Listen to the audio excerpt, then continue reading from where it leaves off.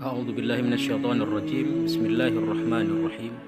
الحمد لله رب العالمين، والصلاة والسلام على أشرف الأنبياء والمرسلين سيدنا ومولانا محمد وعلى آله وصحبه أجمعين. أما بعد.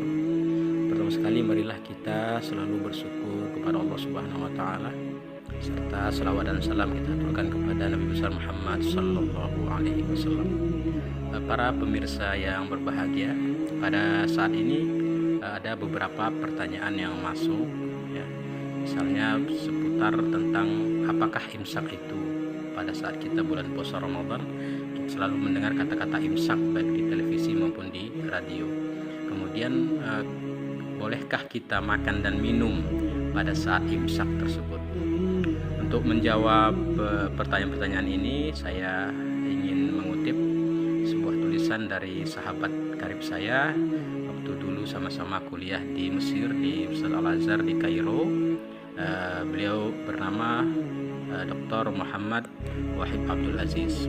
Dr. Wahib ini saat ini adalah sebagai dosen di Papua dan juga menjabat sebagai wakil ketua MUI bidang fatwa. Beliau menulis misalnya kita sering mendengar, awas jangan makan minum lagi, sudah masuk waktu imsak. Ungkapan ini sering kita dengar dari banyak orang di sekitar kita. Memang istilah imsak menjadi kebiasaan khas Muslim Indonesia, tidak ada di negara lain. Sewaktu kuliah dan tinggal di Mesir selama 5 tahun, kami tidak pernah mendengar imsak ini. Dr. Wahib menulis bahwa kata dasar imsak adalah amsaka yumsiku imsakan, yang artinya menahan. Maksudnya menahan diri dari yang membatalkan puasa. Ada beberapa hal yang perlu kita pahami. Yang pertama, imsak di Indonesia digunakan untuk menandakan waktu bahwa 10 menit lagi masuk waktu subuh atau azan subuh, ya, resminya. Sering disebut jadwal imsakiyah, berdampingan dengan jadwal sholat 5 waktu. Yang kedua, ibadah puasa Ramadan dimulai sejak terbitnya fajar shadiq atau azan subuh. Fajar shadiq atau fajar yang sesungguhnya yaitu azan waktu subuh. Inilah mulai awal puasa. Fajar ini ditandai munculnya titik putih di ufuk timur, bertanda masuknya waktu subuh. Ada juga namanya fajar kadhib atau fajar semu sekitar jam 3 dini hari, yaitu titik putih yang cepat hilang, hanya bertahan sebentar. Di zaman Nabi ditandai dengan azan pertama yang dikumandangkan oleh Bilal bin Rabah, sahabat Nabi. Inilah saatnya makan sahur. Kemudian apakah dalil atau dasar hukumnya?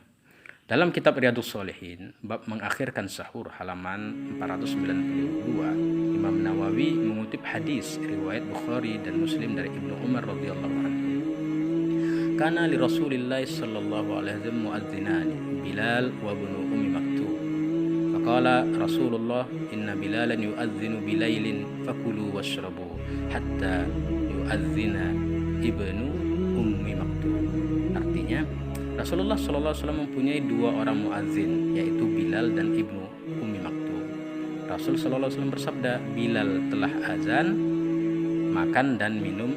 Pada saat Bilal telah azan, makan dan minumlah, sahur hingga dikumandangkan azan Ibnu Ummi Maktum untuk yang kedua kali. Jelas bahwa batas akhir sahur adalah waktu fajar atau waktu subuh, ditandai dengan azan subuh. Dalam kitab tafsir Jalalain juz 1 halaman 27 misalnya dijelaskan tafsir potongan surah Al-Baqarah ayat 187. Kulu washrabu hatta yatabayyana lakumul khaytul abyad minal khaytil aswad minal fajr, ay as-sadiq bayanun lil khaytil abyad. Artinya, makan dan minumlah hingga jelas bagimu perbedaan antara benang putih dan benang hitam, yaitu fajar. Maksudnya adalah fajar shadiq atau fajar yang sebenarnya. Yang dimaksud fajar shadiq di sini adalah waktu azan subuh. Benang putih maksudnya adalah fajar azan waktu subuh. Syekh Wahbah Zuhaili misalnya dalam Al-Fiqh Al-Islami Wadillatul juz 2 halaman 567 menulis, bayadun nahar min sawadil lail wa hadha yahsilu bi tulu'il fajr. Wa hadha yahsulu bi tulu'il fajr. Artinya putihnya siang yang asalnya gelap malam dimulai dengan terbitnya fajar subuh. Menurut aturan fikih puasa yang bersumber dari berbagai dalil, puasa dimulai dari terbit fajar subuh hingga maghrib. Wahbah Zuhaili menyebutkan lagi, al-imsaku naharan anil muftirat biniyatin min ahli min tulu'il fajr ila ghurubis syams fi zamanin muayyan wa huwa min tulu'il fajr ats-tsani ay as-sadiq ila ghurubis syams. Artinya, puasa adalah menahan di siang hari dari segala yang membatalkan dengan niat sejak terbit fajar hingga terbenam matahari. Maksud waktu tertentu puasa adalah terbitnya fajar kedua, yaitu fajar shadiq, hingga terbenam matahari.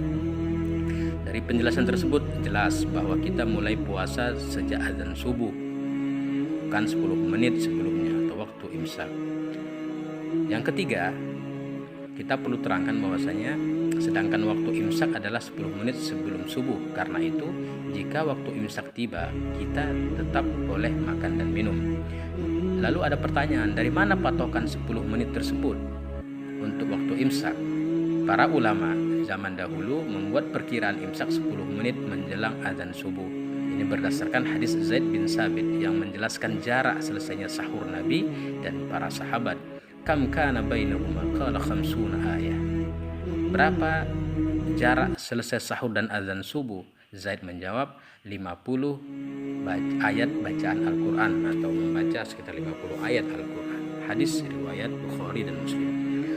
Oleh para ulama, bacaan 50 ayat ini disetarakan dengan 10 menit. Kemudian yang poin keempat, di sini kita ingin katakan bahwasanya tujuan imsak ini adalah warning atau lampu kuning atau berjaga-jaga supaya tidak terlalu mepet waktu azan subuh. Jangan sampai terdengar azan subuh lalu makanan masih ada di mulut, telan batal, dibuang sayang, apalagi belum minum, pasti tenggorokan tersedak. Karena itu peringatan atau warning ini menjadi sangat penting. Kemudian yang kelima, tujuan waktu imsak agar tidak ada lagi yang terlambat untuk melakukan sahur. Selain itu juga berfungsi untuk persiapan menjelang sholat subuh. Dalam beberapa penjelasan lain, para ulama juga ada memberikan beberapa keringanan, misalnya ketika kita bangun dalam detik-detik terakhir subuh. Di situ ada banyak penjelasan ya, beberapa ulama dalam buku-bukunya. Bisa silahkan dirujuk untuk lebih detailnya. Untuk itu, dari sini kita ingin memberikan beberapa kesimpulan. Yang pertama, istilah imsak yang sudah terlanjur populer di Indonesia adalah 10 menit jelang azan subuh. Masih bisa makan dan minum, hanya untuk ihtiyat atau berjaga-jaga dan persiapan. Kesimpulan kedua, bisa kita katakan bahwa awal mulai puasa adalah terbit fajar ditandai dengan azan subuh. Istilah imsak cukup berguna agar jangan sampai kita mendadak harus mulai puasa, padahal di mulut kita masih penuh dengan makanan. Yang ketiga, maka sebaiknya sebelum azan waktu subuh kita sudah mulai menahan diri, tidak makan dan tidak minum. Demikianlah, semoga bermanfaat. Wabillahi taufiq wal hidayah, wal muwaffiq ilal aqwamit thoriq. Wassalamualaikum warahmatullahi wabarakatuh.